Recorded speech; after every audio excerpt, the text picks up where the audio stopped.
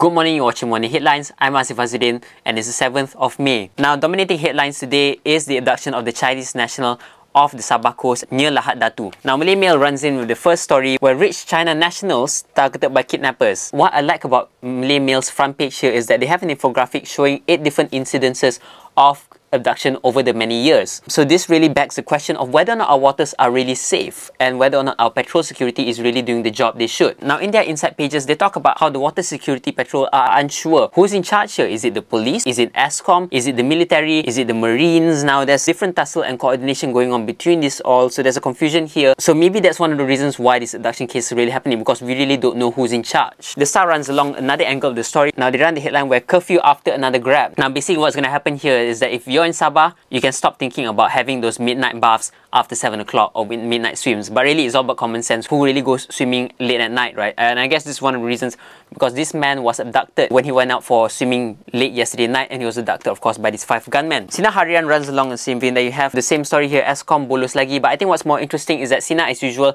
dedicates one space talking about hudud. But really, nothing new there. Berita Harian, what I like about today's paper is that they dedicate one page for the late Aziff who passed away just very recently. A man who has contributed many to our entertainment industry, and of course, there you have them questioning whether or not Sabah is safe. There also you have on the top here talking about how recently there was an explosion in Haadyai, Thailand at the southern borders. But of course, we'll get that into our next story, which is run by Utusan. Now, Utusan dedicates a very huge space here. Haadyai dibom lagi. Now, what has happened yesterday was apparently there was an explosion. Utusan and Malay Mail reports 4 explosions, whereas other papers are reporting 2. So maybe some sources were updated, maybe some sources are still coming through and unconfirmed. But whatever it is, the Thai authorities have come out to say that this was done by the separatist movement yet again, because the last explosion which happened in Haadyai was towards the end of last year. So today seems to be filled with security and border issues, and we have NST, which is running along a different vein of story. And there you have the front page, deadly water. Apparently it's an expose on the Selangor water issue. Now, as we know, the Selangor state has been drawing out water from these mining tins. Now, contrary to what they say that the waters are safe, apparently this report says otherwise. There you have all this percentage and these numbers. Now, I'm not going to go all science on you to explain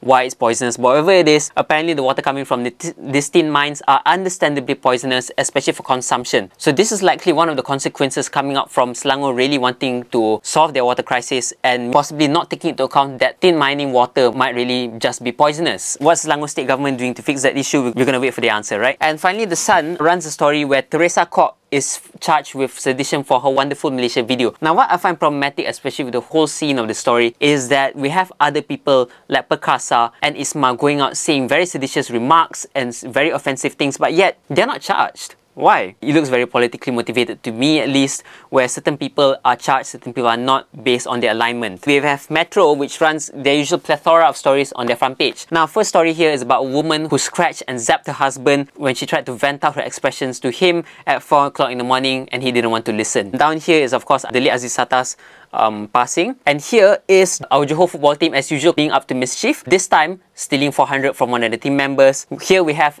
a man kidnapped at knife point, and a football story which I really feel is a bit unimportant for a front page. So what's the word of the day, right? Seeing that we have border issues and also water patrol security issues, so the word of the day I'm leaving you with is Selamatbah.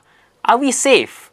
Are we really safe at our borders? Are we really safe on the waters? And are we safe at home watching this video? That's all I have for you this morning for Morning Headlines. I'm Aziff for BFM 89.9.